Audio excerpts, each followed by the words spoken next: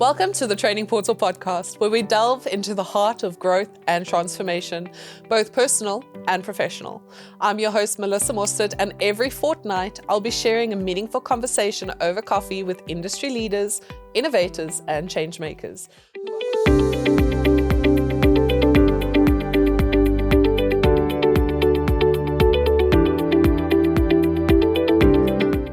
Welcome back to another episode of the Training Portal podcast, where we explore innovation, education, and human development across South Africa and beyond.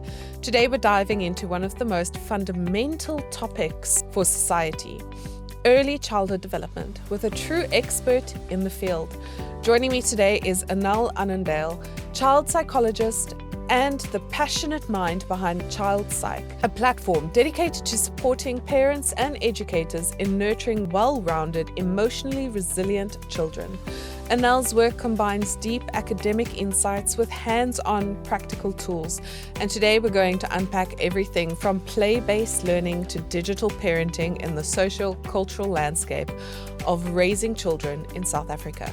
So whether you're a parent, educator, or simply someone interested in how our youngest generation grows into their potential, this one is for you. So I want to thank you so much for sitting in on the Training Portal podcast with me today. It is an absolute pleasure. And I'm absolutely interested in what you do. I think you might be the first child psychologist I've ever spoken to. Oh, wow. You know, and I mean, that's coming from a teaching background. One would assume I've spoken to quite a few of you, but no. So how about you start us off? Tell us a bit about your personal story. Where did you grow up? I know you said you grew up in Johannesburg. Where did you go to school and what did you originally study? So let's start with the last question. I've always originally studied psychology, but never wanted to work with kids. I was like, oh, kids. So grew up in Johannesburg, always very interested in psychology, always wanted to be a psychologist, but I started off being super interested in forensic psychology. Oh. And I think that was, CSI and all the movies that were on at that stage, and started studying, did a lot of criminology, sort of subjects and everything. And the only reason I eventually then worked with kids is that I got to about my honors year and my parents were like, dude, we can't afford to keep paying. You need to find some job and help us out here. So at that stage, my cousin was the principal at a nursery school. Okay. And she was like, listen, this is a perfect fit. It's early in the mornings. You can study in the afternoons. So I started working as a nursery school teacher in the 3 to 4 year old group. Oh.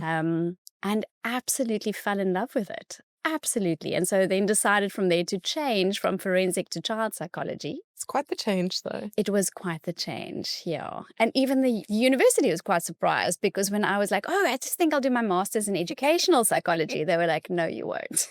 That doesn't make sense. It doesn't make sense. So I had to do another honors degree and then finally went into the master's. But it was the right path for me. I'm glad of the way it worked out. And then was there like something, while you were working as a nursery school teacher, was there something there that actually sparked that interest, like a defining moment? I almost feel like the universe put me exactly where I needed to be because specifically the age group, that 3 to 4 year old group, the growth that you see in 1 year, they would come into my class and barely be able to speak.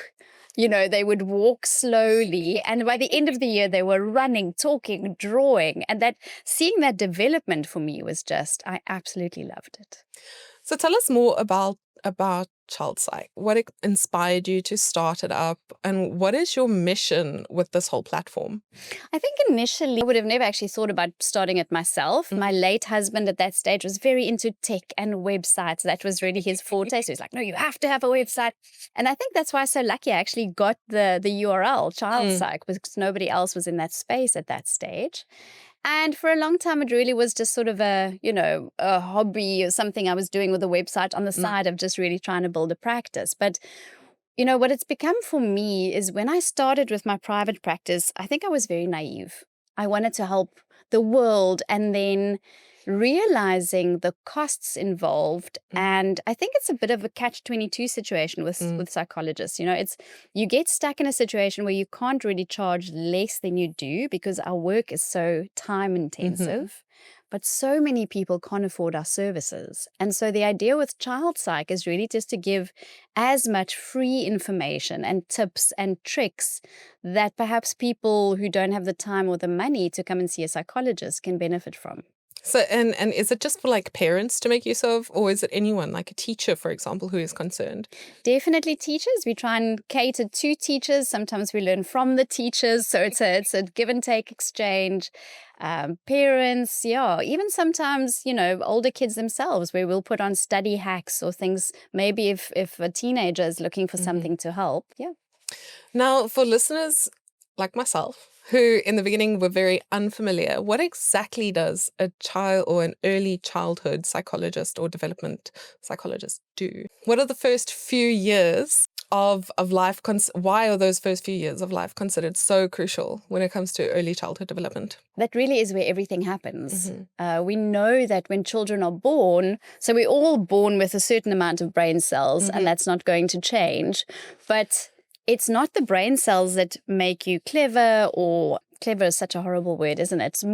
It's not that that's going to ultimately determine how much you develop throughout your life. What is important is the connections between those brain cells. And that the biggest growth in connections is in those first 5 years. So we want to lay the best, most solid foundation that we can.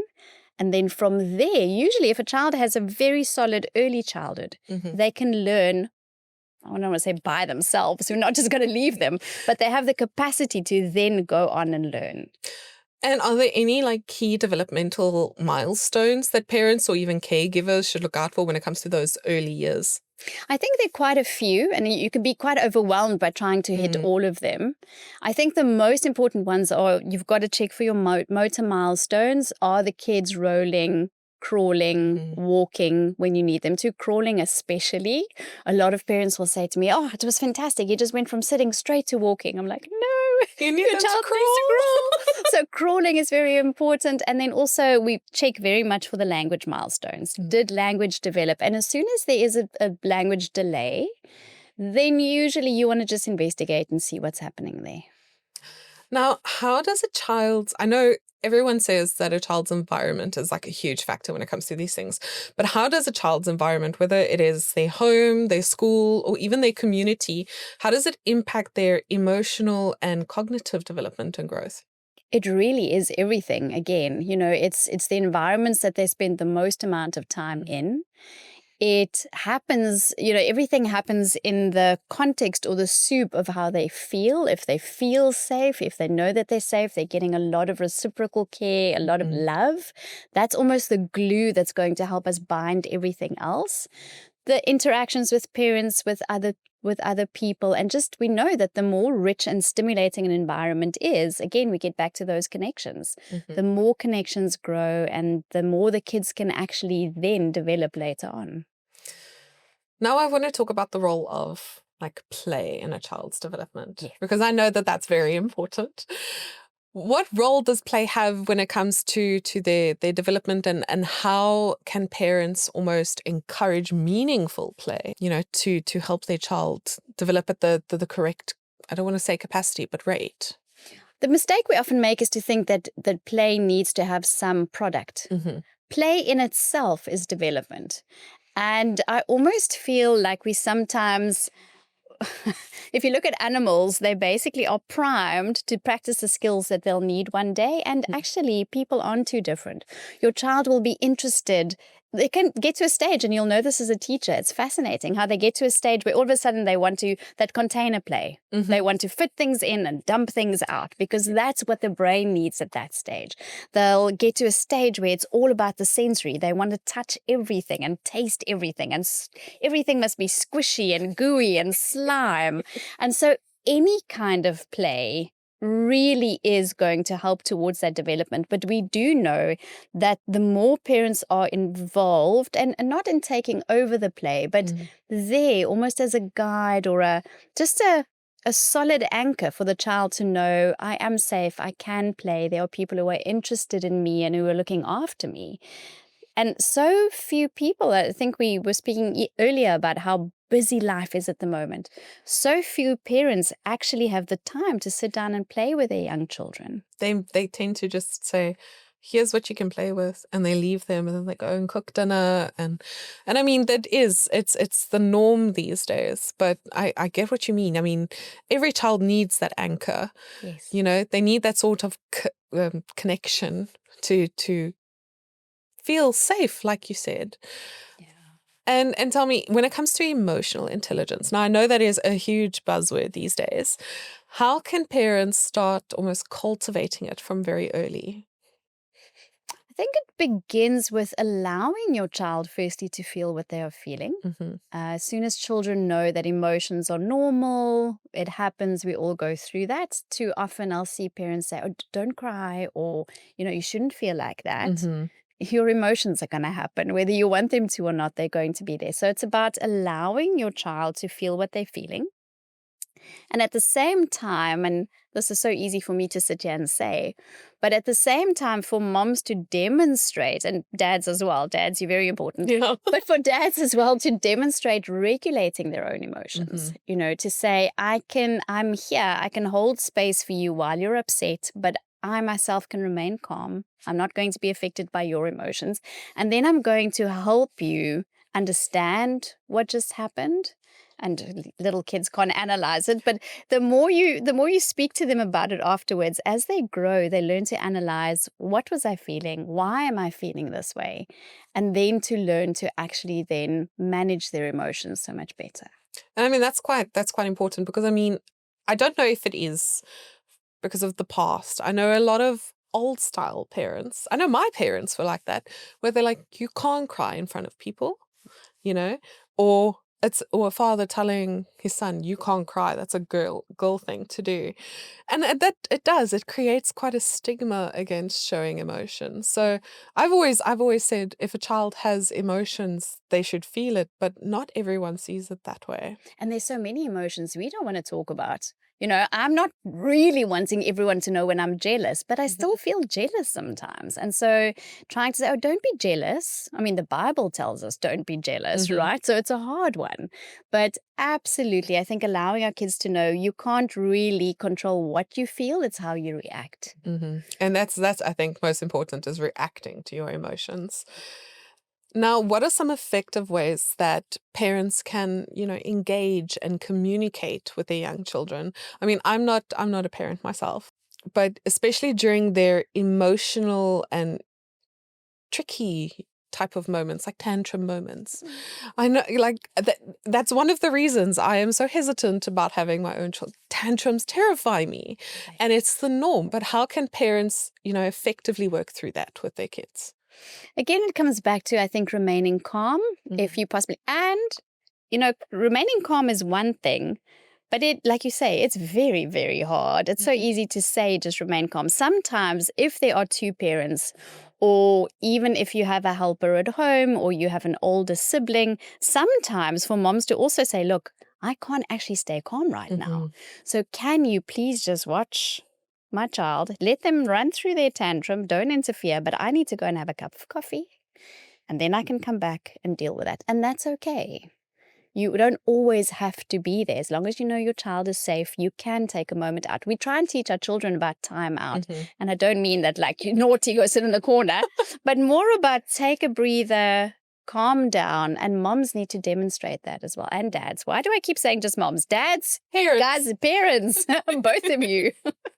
No, but that is, I mean, so often we let our emotions kind of take over. And I think it's an overwhelmed parent is very fast to make like snap decisions. And that can have lasting impressions on children. I mean, when I was a teacher, I can immediately tell when a kid is upset. And when I used to ask them, they'd say, Mom snapped at me this morning. And I mean, that will carry through for the whole day. And those are 13-year-olds. I can just imagine how it would be for younger kids who will fixate on that sort of reaction. Now, are there any signs that parents can look out for if they suspect that their child may need, additional support or developmental intervention? I know sometimes a lot of teachers usually notice it, but in cases where teachers don't notice or, don't know what the resources are, how can we help parents? My biggest lesson in everything I do is that mom's gut and dad's parents' gut instincts are usually right on. Somehow moms do have a slightly, they're more in tune, I think. That mom instinct. That mom instinct. Usually if one of the parents has a gut instinct that something's wrong, it's worth following up. I think we're always told that we shouldn't compare children, but I think that's where milestones is such a good thing to know by when your child should be talking and walking and crawling. And if they aren't doing that, you might just want to investigate and make sure that you're not missing something. If we look at older children, the signs I think become a bit more obvious. It's slightly easier. With your little ones, it's very, very hard. But you want to look for things like reciprocal play, sort of wanting to be around others, pointing to things and wanting to engage the people around them. And then as they start going to school, usually you'll start picking up this homework is taking too long, or my child is struggling with the reading. And from there, I think it is to access help. And it doesn't always need to be this big, expensive thing, because unfortunately, the interventions often do come at quite a price. But there are quite a lot of resources available within schools. I do feel like we need to advocate for those a bit more. Absolutely, we do. They're not always as accessible as we want them to be, but it doesn't mean that there isn't anything. Parents also, if they feel very stressed out and, finances are an issue, chat to your child's teacher. Find out what the options are within your education department. Is there a resource or someone you can be referred to who can help? And a lot of the time there are those resources. And like we said, parents don't always know that they can find those resources somewhere. But yes, I agree. Speaking to your teachers, and I mean, if you'd feel like your teachers aren't listening, because that is, speaking from experience here, a lot of the time teachers are just as overwhelmed, because where you've got the one kid, teachers sometimes have 40 to 50 kids. But speak to the teachers. If you feel they're not listening, speak to your district. Yes. The Metro East district, I know, had quite amazing resources at one stage. I've been out of the education game for a while now. But I mean, they are there and they're willing to help. So reaching out is always the first step. Now, what are some of the most common challenges that you see today in early childhood development?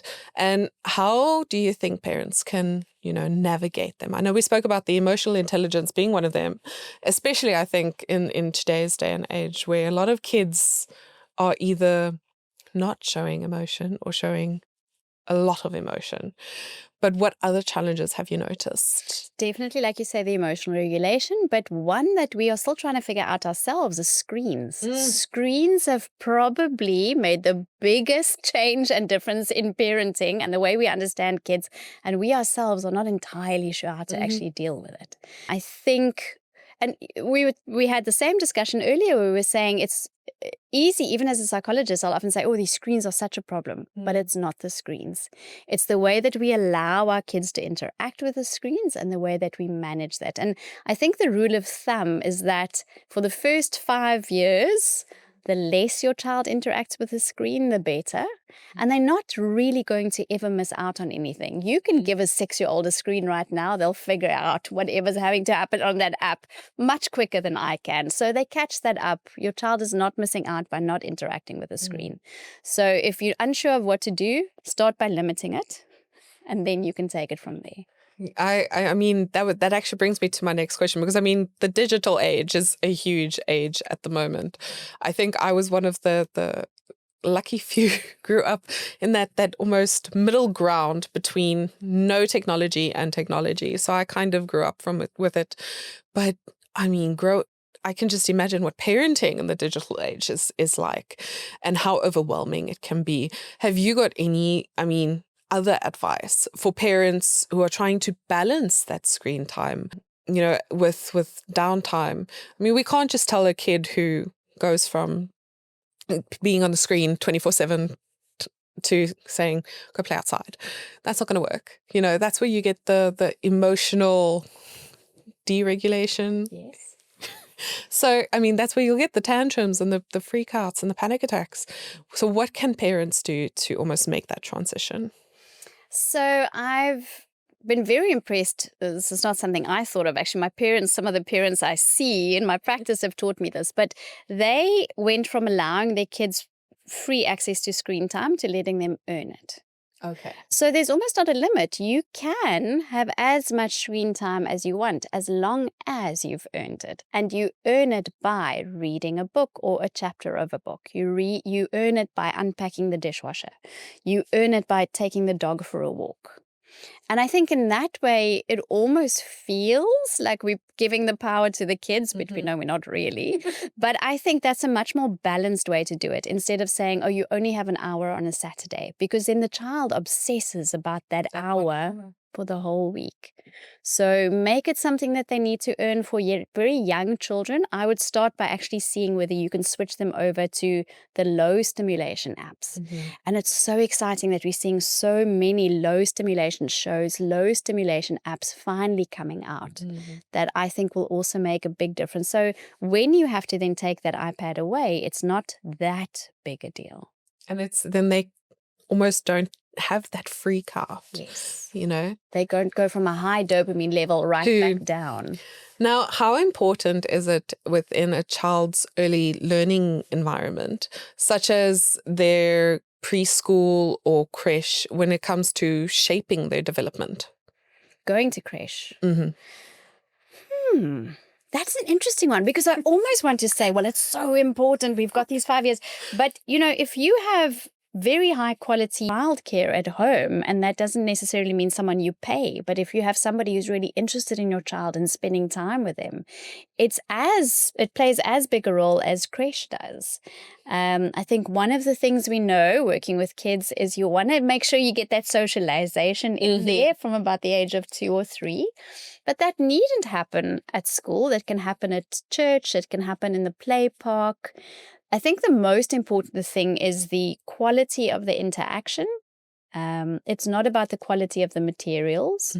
In fact, I have this thing in my head that one day I would love to be able to offer a resource on the website as well, where you teach parents how to make toys out of, tuna tins and curlers sort of thing. Because I think there's so much you could do for little kids, but it is just about the interaction and talking. Just talking to kids. And I don't know if this is just, I am one of those people who's on the screens all the time, but I use the excuse that it's part of my job. But I've seen so many videos of parents who have 1.5-year-old, 2-year-olds who are saying full sentences. And it's because the parents are talking to their kids, not in a baby voice, but like people. And it makes such a difference. You can immediately tell when a parent is almost babying their baby compared to treating their baby normally. Yes. Now, are there any behavioral red flags? I don't like the term red flag, because honestly, nothing is really a red flag there, but that might suggest a child needs a little more structured support, especially within the education system. I think we've touched on some of them, but things with little kids, what I would look out for is a lack of reciprocal play, for instance, at a stage where you're expecting them to really interact with other children and they're not. That's one of the things I would look at. Speech delay is another one of those. All children are extremely impulsive and busy when they are little. But if you start noticing that your child's peers seem to be sort of calming themselves a bit quicker and your child is not, that might be something you want to look into. I never even thought of that. So this is the interesting thing with ADHD, for instance, if we had to go all the way there. If you look at 3 and 4-year-olds, they are all busy, hyperactive, impulsive.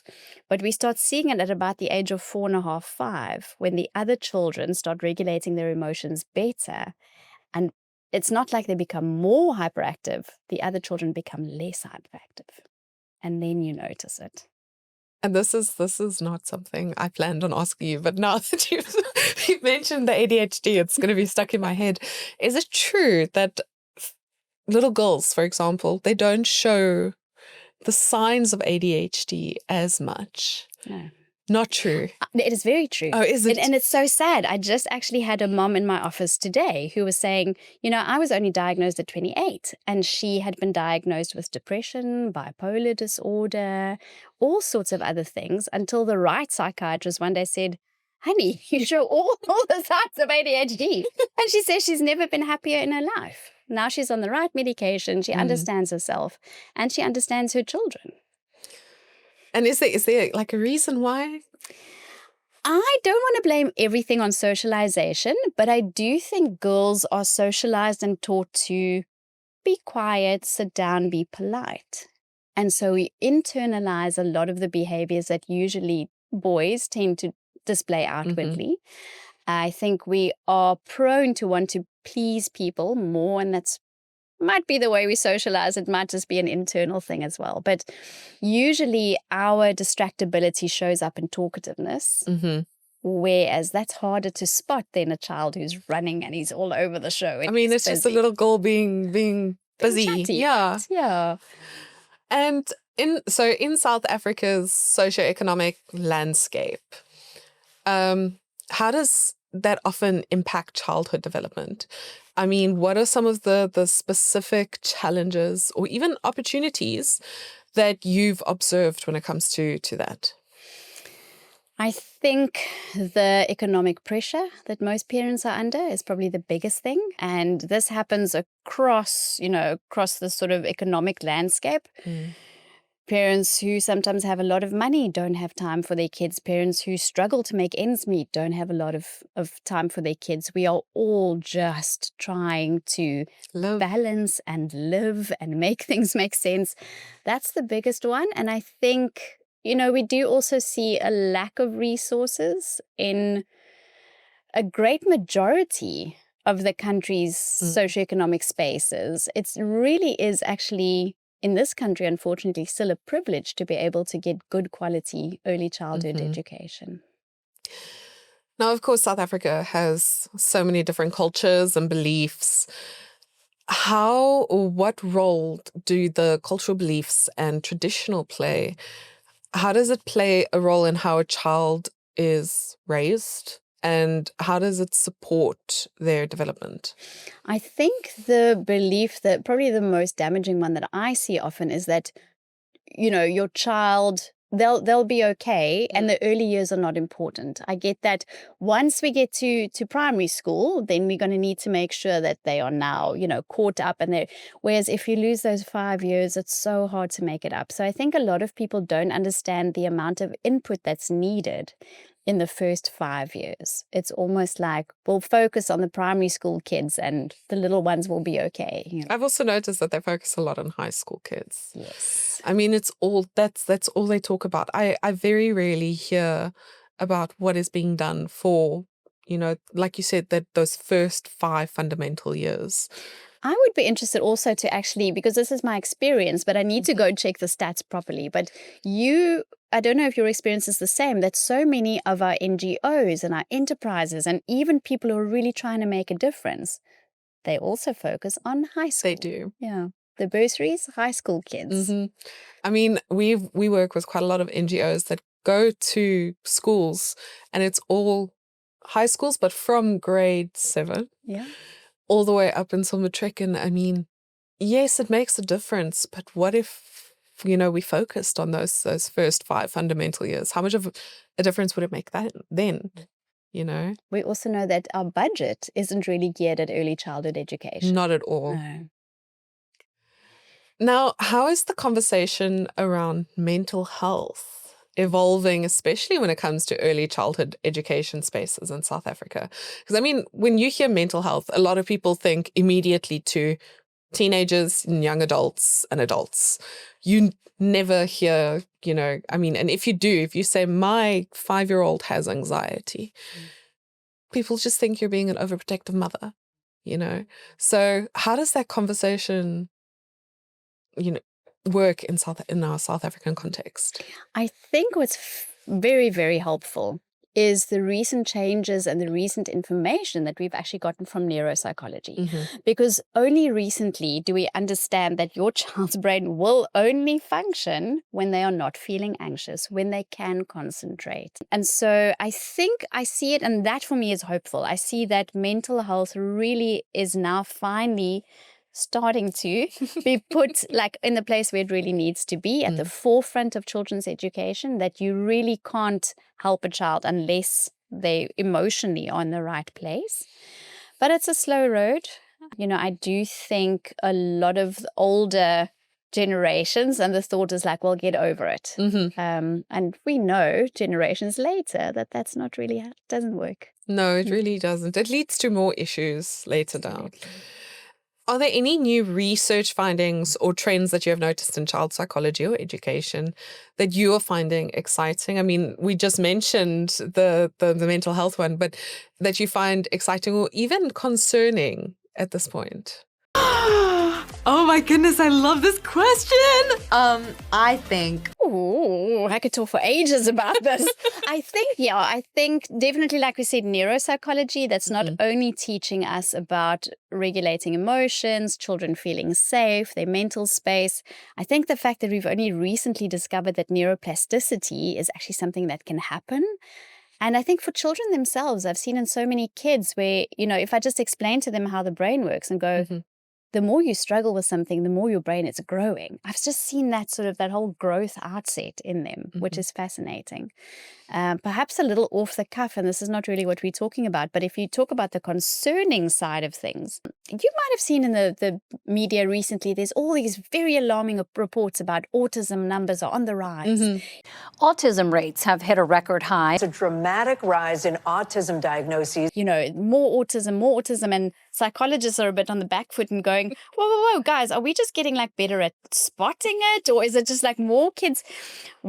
I've only just actually found this out this week. There's a study that found a 475% increase in autism. That's huge. That is huge. And their numbers are correct. But what nobody told me before I looked at the study is that those were adult diagnoses.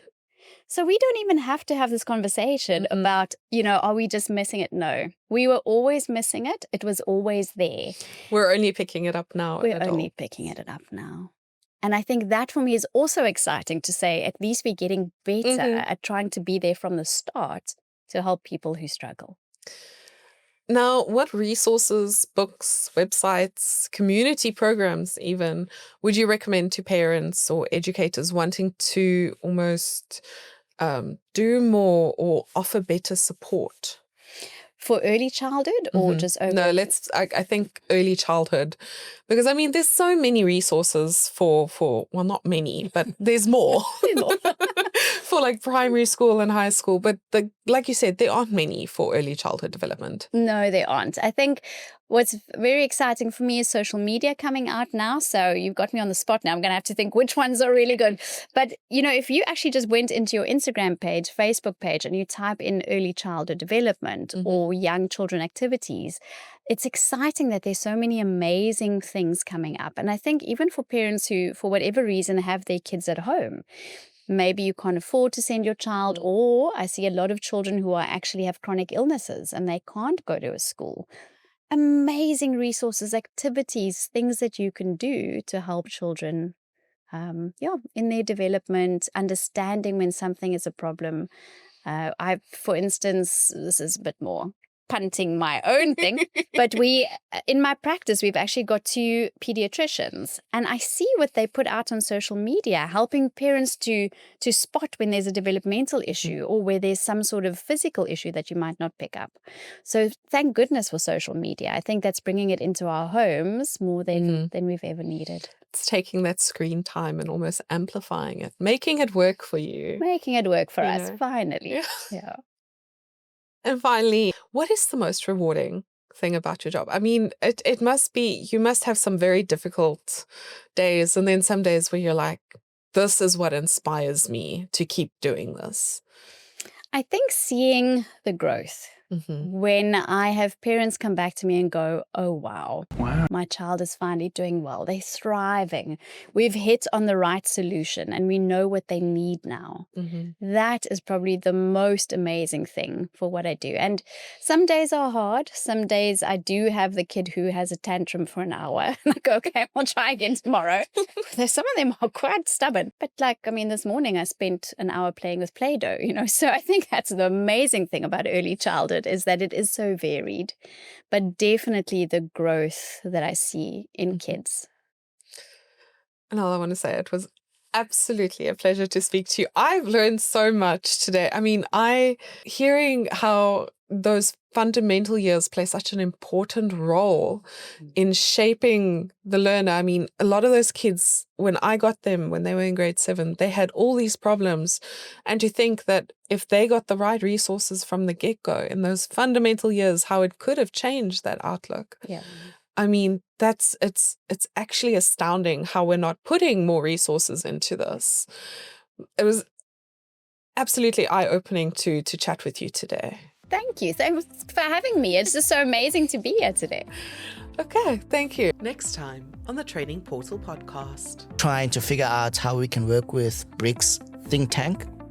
So the idea is train, develop, but build knowledge systems. A lot of people don't know that coffee is an African product. So we want to tell those stories. We want to write journals. At some point, we want people to write their dissertation on coffee, not just agriculture, but how coffee has transformed the lives of Africans. How in South Africa, hopefully I raise enough money to see a coffee shop in each and every township owned by a native or a person from that particular area, because that's a good story to tell. I want people to actually see firsthand the power of coffee and the transformative change they could experience through coffee. So